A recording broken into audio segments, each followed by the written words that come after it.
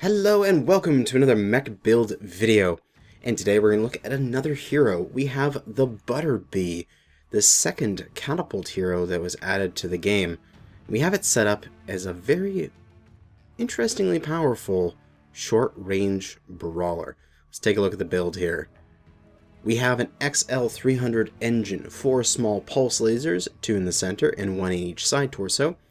We have 4 SRM6s with Artemis, 5 tons, got 1 here in the head of SRM ammo with the Artemis upgrade. 4 jump jets, 2 extra double heat sinks, endo steel, and Artemis as our upgrades. Yeah, it's a pretty decent little brawler. You can use your XL300, you have 80.4 kph after speed tweak. You're able to get into position relatively quickly, and 4 Artemis 6s, specifically IS Artemis 6s, can do a really good amount of damage, and it's not spread out very much. It's very, very tight. So if you are good positioning with your crosshairs, you can put all of that damage into 1 or 2 enemy components and just core them out immediately. Follow that up with some small pulse lasers who are pretty efficient with their heat, and we have a heat management of 1.31 for this design. It does get a little bit toasty and a little bit annoying on hotter maps like Tourmaline Desert or Terra Therma and stuff like that, but on cooler maps or temperate maps, this thing can get in there and do some work before it gets hot or goes down. Unfortunately, it does have an XL engine, and if you see from sort of the design of the catapults, it's got this sort of armpit area that is very easy to shoot and allows you to XL the thing quite quickly. So we're going to have to watch out for that, probably try to spread our damage across our mech and see what we can do as a brawl.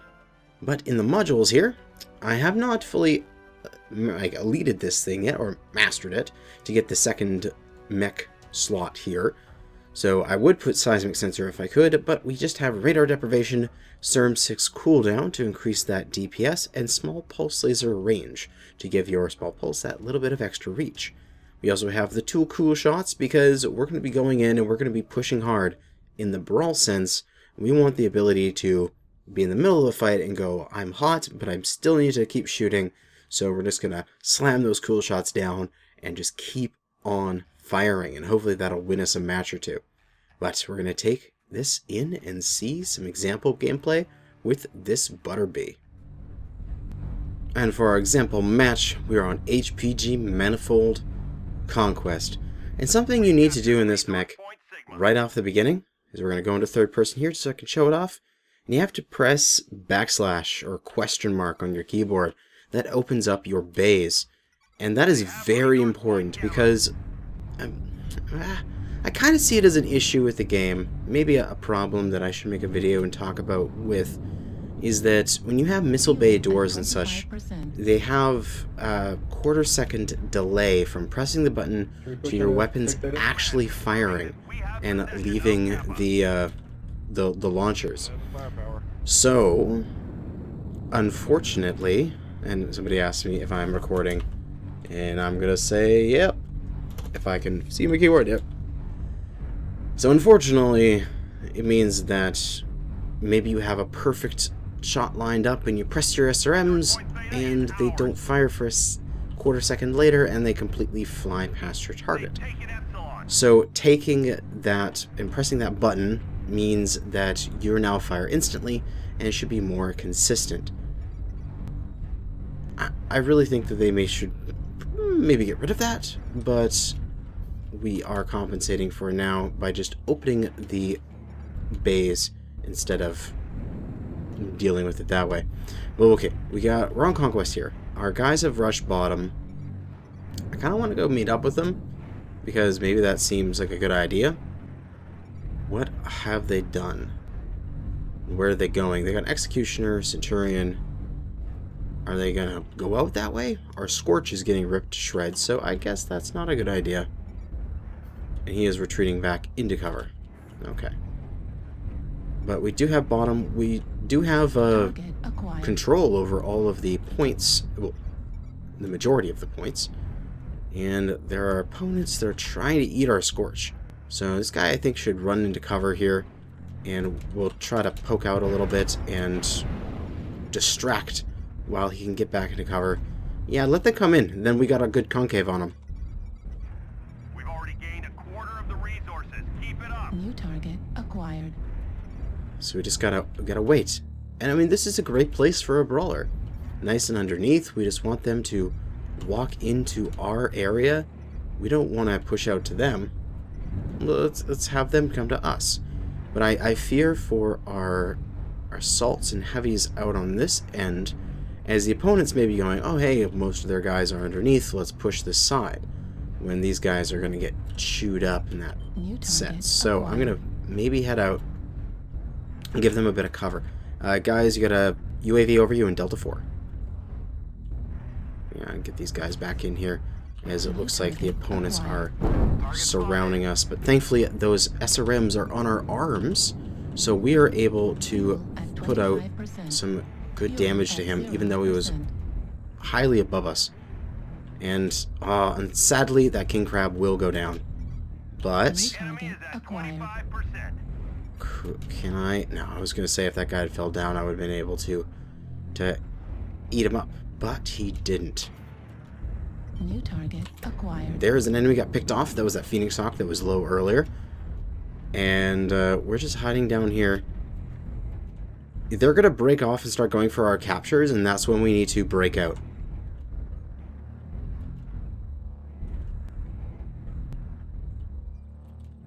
As soon as you see, like, Kappa and Sigma start flashing red, we should just all charge.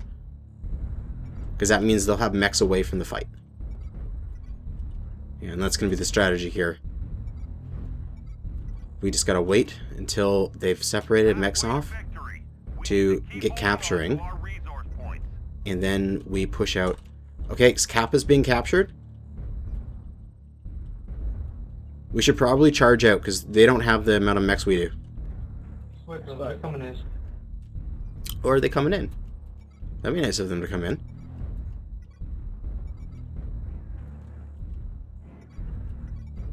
It'd be quite nice of them if they came in. Kappa is under enemy control. Well, we should go right now. Go, go, go. Affirmative. Charge out straight at them.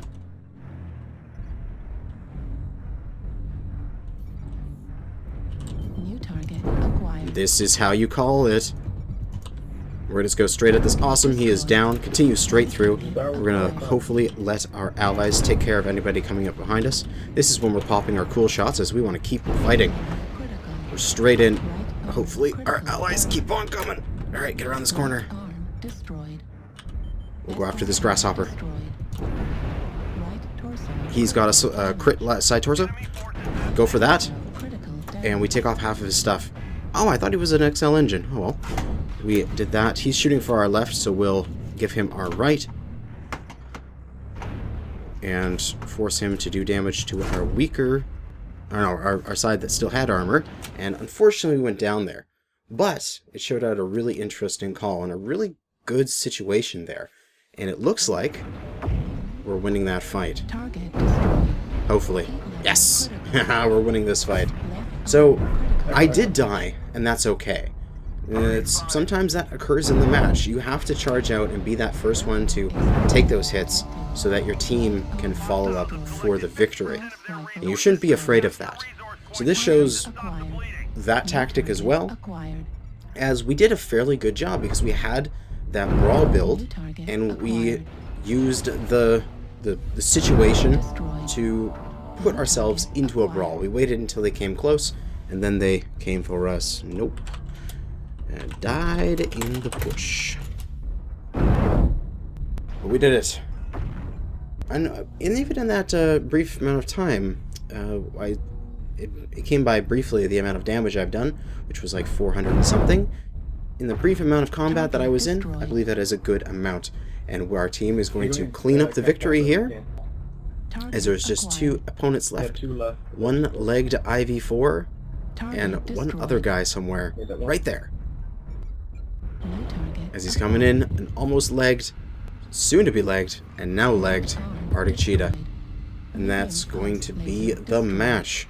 All the opponents are dead, and now all we have to do is just wait for our ally here to uncap Kappa, and we win. Good game to our opponents. So yeah, I think we did well with this design. It is a little fragile because of the side torsos being able to be easily taken off, but we did really good examples in this match. I'll just sort of go through the stats here until I decompress it all. 323,000 C-bills, 473 damage, 0 kill, 5 assists, and just 1,000 experience. So, really good examples in there. Knowing when to push out by using those indicators of the conquest, making it so, okay, they have 2 mechs away from the battle, we are up in numbers, let's go. Making that call, taking that leadership position, and pushing the opponent, pushing our allies out, and giving them that inspiration. Going straight in and running past the first opponents is the best option in that situation, as I knew my allies would come in behind me and clean them up. And when I was fighting the Grasshopper, giving him the armored side, such that I would protect the open and crit side, and he had to expend even more heat and resources in order to take me out. But yeah, I think this Butterbee works well if you play it that way. You gotta force a brawl. Some maps it just doesn't work, like Polar Highlands or Alpine, because you just can't get close. But I also want to do an LRM design on this mech, and maybe do that right away. Do that just in the next video.